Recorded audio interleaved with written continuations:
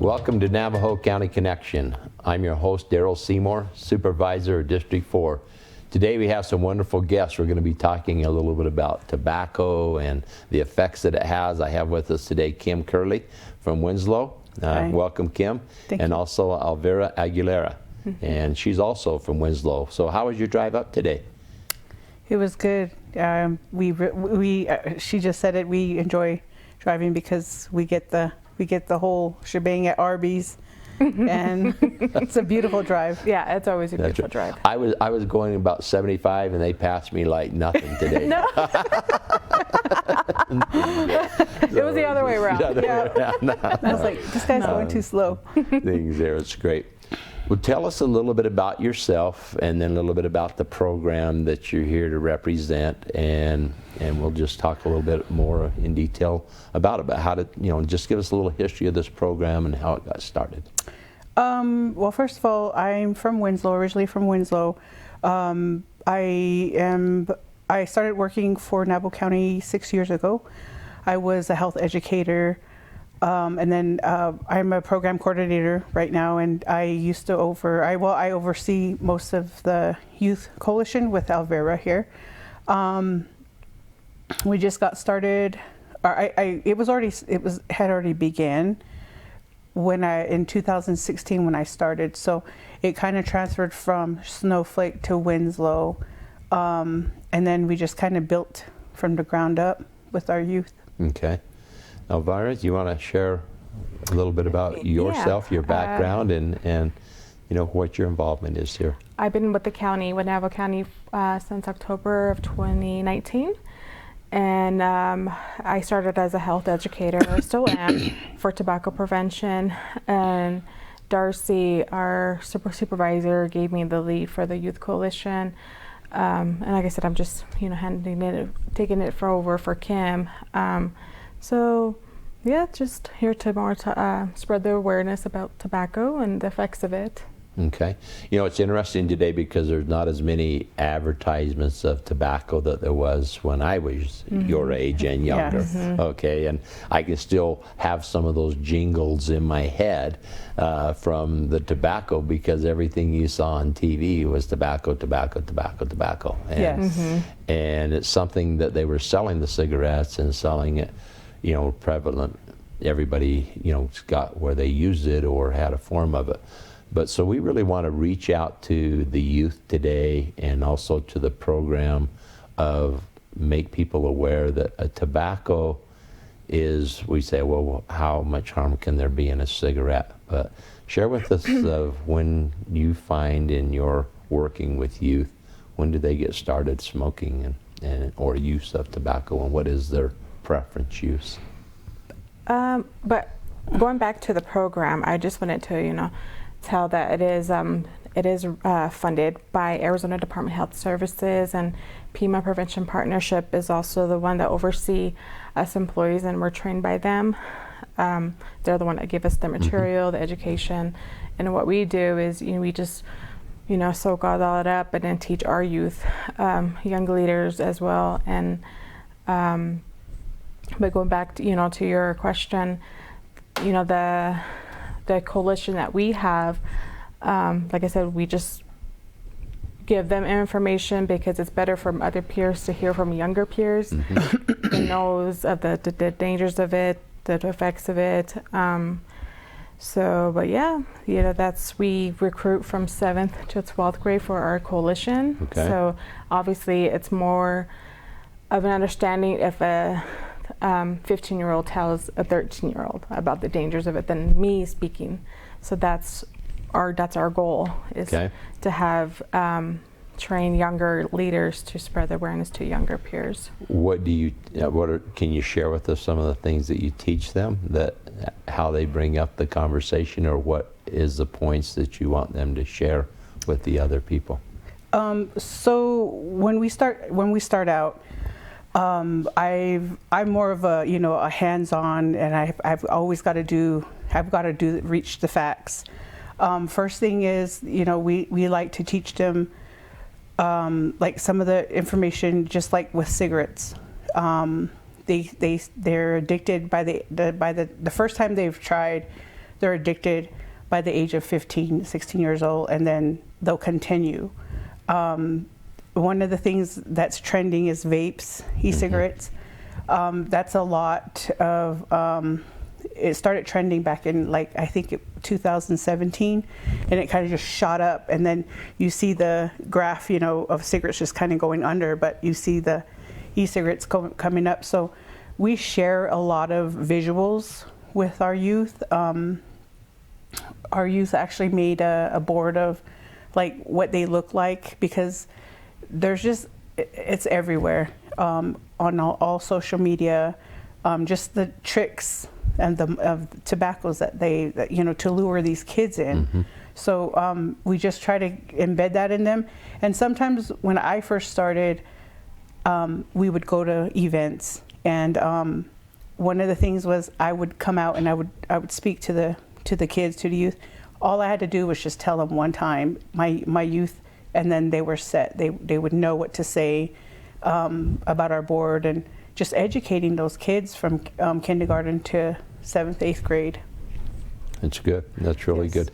You know, vaping is something, we used to have diesel trucks that started off at a stop and all the black smoke come out. Now you sit there and you watch people roll the windows down, and these big old clouds of smoke that come out from vaping and different things that, you know, some of the harms and the things that are happening. You've only got one set of lungs. And it's important that they realize the effect that it can have on them, the dangers that it can do as well. So what is the whole goal that you hope to achieve, and have you had some success that you can share that has made a difference? Do you have enough numbers that say we started this program here and we've actually been able to show that it has been successful in the schools? So our goal as a youth coalition leader is to provide education about the dangers of tobacco and vaping. And we think the more education, the more prevention, the use of the product and the devices. So a lot of people don't know what's actually in the vapes and the e-cigarettes. And so like the main ingredients would be, you know, diacetyl. It's made to be digested and then to be inhaled. And a lot of these younger teens, and they think that there's no nicotine in them. So, you know, a lot of these tobacco companies, that's how they lure them in. There's no tobacco. There's you're just inhaling, flavored. And like I said, there's a really high percentage of teenagers don't know what's in them, and that's why we educate our youth coalition about what's in there, and then, you know, they tell their peers, like, that's not you're not just inhaling flavor, you're inhaling, you know, all of these other materials, and not materials, but just like other toxic, you know, it's toxic for their lungs. So yeah, I think another thing that we have, you've got the vaping, you've got the cigarettes, you've got the cigars, you've got all of those things that lead to actually, you know, smoking something, and then you have the chew, okay? And some of the effects, it used to be tough to have your Levi's that had the little blue, white mark because you've had your chew forever in your pants. And I don't know, going to school, I remember half the kids that hide them in their boot. That was real easy to put the can in the boot, those type of things. But how, can you share with us some of the effects, if one of you wanted to take the lead of chewing tobacco, that they say, well, I'm not really inhaling, but I'm just chewing it and spitting it out. What's your thoughts of that? So my thought for that, so I use a lot of examples. I could use my son. He's a bull rider, and I know he used to come out here to Show Low, Snowflake area, because it's, you know, really big on bull riding, rodeo. He got into it when he was probably 16, and he said exactly the same thing, you know, like, it doesn't have any of this. I'm like, well, why do you do it? You know, because everybody's doing it. One of the things that we teach is, you know, the ingredients of the tobacco and what the effects are. Like, it's 10 times, it's like 6 to 10 times more hits you harder. And that's the competition in that the spitless tobacco, is how fast can that nicotine get to to your body, into your body.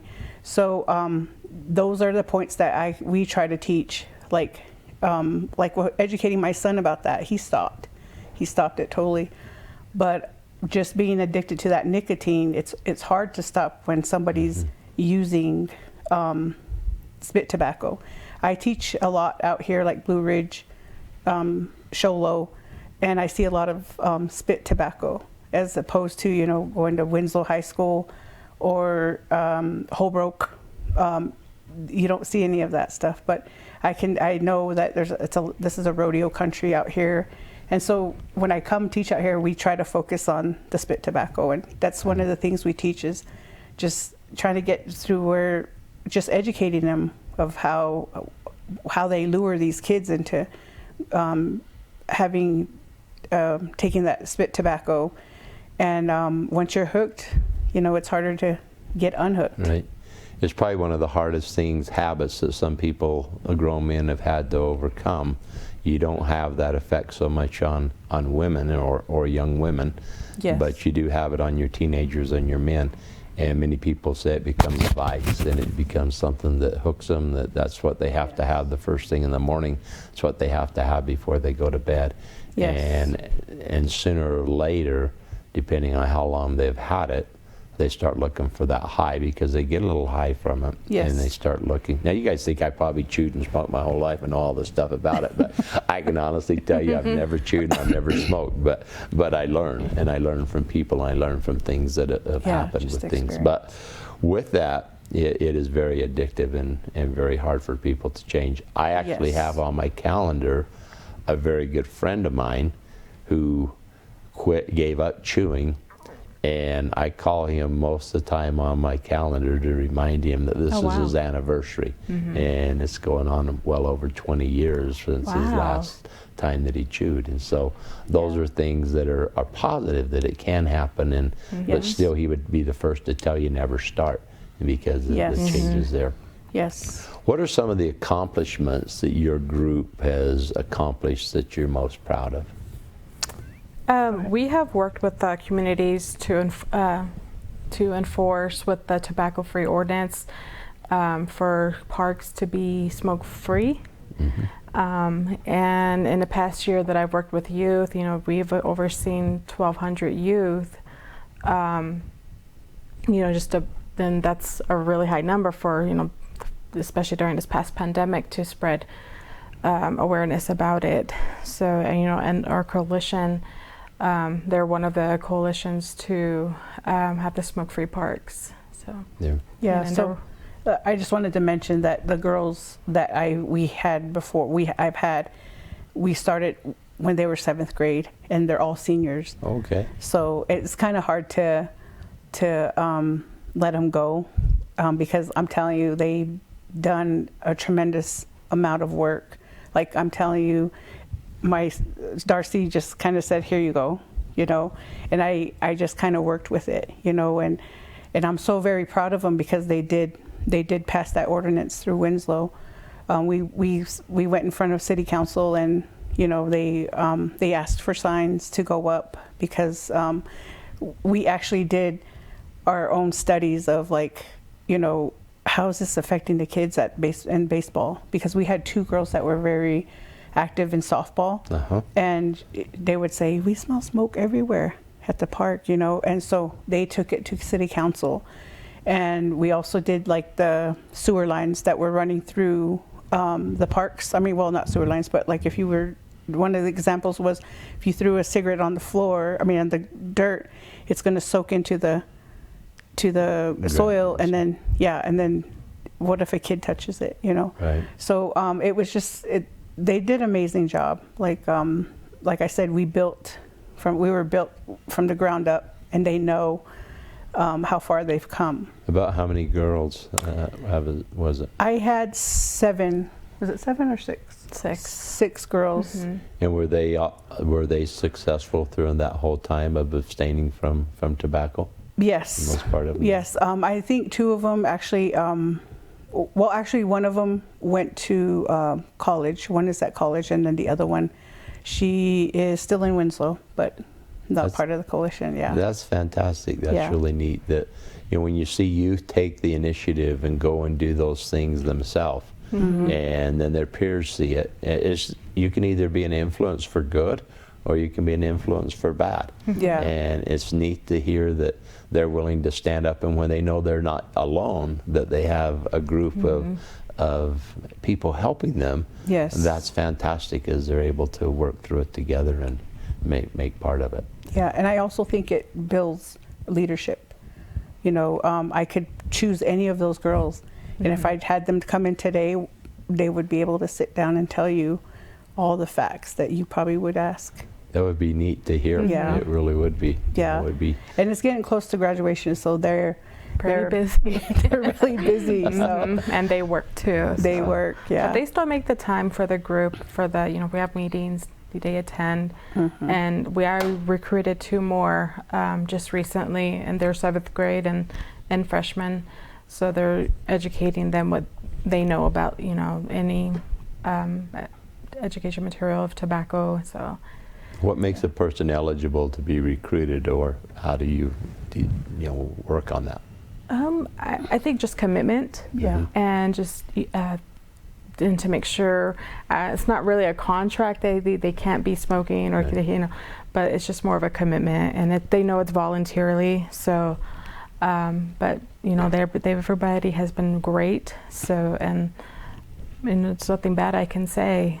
Do you have meetings? Does that coalition, do they have like monthly meetings or Yes. weekly meetings that they come and talk about their experiences? Yeah. And then in our partnership with our PIMA prevention partnership, we have meetings with them as well, and they have like other national, like Take Down Tobacco Day, and or anything tobacco related that has a day. We team up with our coalition and see what we can do to be a part of that event. Oh, that's Yeah. fantastic. And Yeah. like I said, April 1st was our first yeah. It was your first day, event, yeah. like face to face. Yeah, it was great. It was at the standing on the corner. We did it there, and there was a lot of people that came through, and our girls were there. They made time to go there, but we just missed that because of the pandemic. We didn't. We were doing just kind of the Zoom meetings, and we kind of just that was our first face to face, and it was great. It was a great turnout. Well, that's fantastic that you have. So you have these girls that have gone from 7th grade to seniors. Are you successful at having, girls that are in 8th grade now and freshmen and sophomores? Actually, the that 2 recruitments are 2 younger boys. 2 younger Yeah. boys there. Okay. Yeah, it's always been just the girls, like the girls. But now we have the 2 boys, and they really bring a difference to our coalition. We put together a board, and the boys, we met up for our meeting, and the girls did their thing. They're so used to doing their thing, and then the boys decided to do focus on video games and how tobacco companies have put it into video games. So we have a whole board of just how tobacco luring kids that play video games. And it was They'd their never idea. do that, were yeah. they? Those big companies? Yeah. And it was their idea. So Yeah, it All was the their time. idea. No, that's neat that the youth recognize that it's out there, Yeah. and recognize themselves of what they can do to help prevent it and help stop it that way. Yeah. So have you had anyone in your success that was using and had, you mentioned the one person there earlier, but has there been others that have stopped using tobacco? I don't think that they've ever came to- started. Okay. They didn't start. The reasons why, one of the girls that really stood out to me was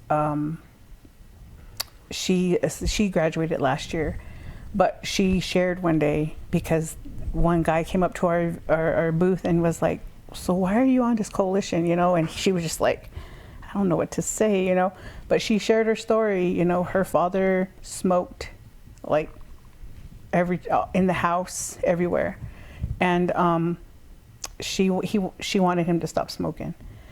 One day she told him, "Let's just pick a date, Dad, and let's just work towards it." And she said, "I felt like I was a counselor. I felt like I was just kind of like following up with him. She lived in 2 whole households. I mean, the mother and then the father. But she loved her dad, you know, like, and he quit. He quit, I think, probably last year, maybe a year before that in 2019. But I remember her sharing that story when she was probably a freshman. Wow, that's neat. That's so neat. that was her story. That's why she joined our group, is because she wanted her dad to quit. Oh, that's fantastic. So what's the future? Where do you guys take this from now, and what do you see this growing into? So right now, you know, because of the pandemic, we're actually trying to be more proactive of spreading this awareness virtually and or through any types of social media forums, because kids nowadays have a lot of social media, and you know, just trying to target the audience of what they go to. You know, some schools have Channel 1, so, and that's one of our target is to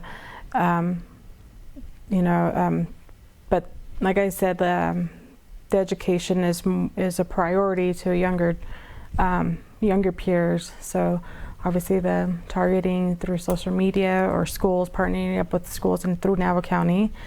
So that would be our. Yeah, there's many more dangerous drugs on the street than there was when I was these young men and young women's age. And we were always taught that the first step was probably tobacco, maybe alcohol, and then it would be marijuana. And that's probably about as far as it got. But now today we have, you know, fentanyl, we have heroin, we have cocaine, we have so many other just drugs that are out there. We had earlier today, they shared with us that they took off the streets this year 53,000 fentanyl pills that they took off. I believe and fentanyl is sold as a point, like a pinhead, and that's how much there is there, and there's no regulation to it. And so it's a very scary drug. It's very scary that if the kids can say no to tobacco, they'll say no to these other drugs. And I think that's a great part of making our county healthy, making our youth healthy, making our youth be proud that they have grown up in maybe an alcohol, tobacco, drug-free environment, and they've passed that on. And so you guys need to be commended for what you do. It's fantastic. Thank you. You do a great job, a great work that's happening out there, that we really hope that the people who are listening today will understand that we're really trying, and whatever they can do, whatever they can engage in helping you, hopefully they will, and be part of this coalition. And we invite other youth to be part of it, and hopefully it's something that will continue to grow and continue to make an effect on our county here. And I have recently made a pamphlet to send home I reached every single Navajo County school, and that way the material that was sent to them students to bring home to their parents to see, because a lot of these parents also don't know the dangers of it, and or how easily it is to hide these devices because they're so small now. But yeah, so now that we're not only educating students, we're educating their parents as well. That's right. Education. Yes, that's the key word. We can't quit educating, can we? And, well, thank you both so much. Anything else, final comments either one would like to make? No, I don't think so. I think I just, tobacco and vaping it's really social acceptable. So that's why we're here, to bring awareness. Because, if people drive by, they see, 3 teenagers standing on a, standing on a corner, not because we're from Winslow, but, if they're smoking and then people still drive by, but yet if 3 of them were standing at a different corner shooting up heroin, of course someone's going to pull over and have concern about them. So that's why they're still both dangers. Right. And that's why we're trying to just spread awareness about tobacco, and it is dangerous, especially to younger human beings. Right. So, I believe that too. My direction is more of the tobacco enforcement side as of last year, and I'm enjoying it. I work a lot with. We went into the probation schools, or the hub. I don't know if you've ever heard. We've been there, and I love working with those kids. Just just giving them the hands-on of what, you know, some of the comments that they give, you know, they think it's so easy to buy cigarettes but your addiction is gonna cost you, you know. So I kind of put it out there to where, okay, we're gonna add up to see how much this addiction costs. We're gonna add up how much cigarettes cost. In Arizona, this is what the tax laws are. So I try to switch it around to make it, you know, like they will never try it. The kids that at the hub have, you know, they weren't smoking, but if they think about that, then okay, well, that addiction is going to be hard to provide. I mean, to come up on, you know, I mean, to come up with money, you know. So that's my thing, is like I love working with the youth. Well, fantastic. Well, it's a great job that you're doing, and keep it up, okay? Well, thanks so much for being with us. Thank you. Elvera, Thanks for having appreciate us. it. You're welcome. Thanks for joining us today on Navajo County Connection, and we'll see you next month. Thank you.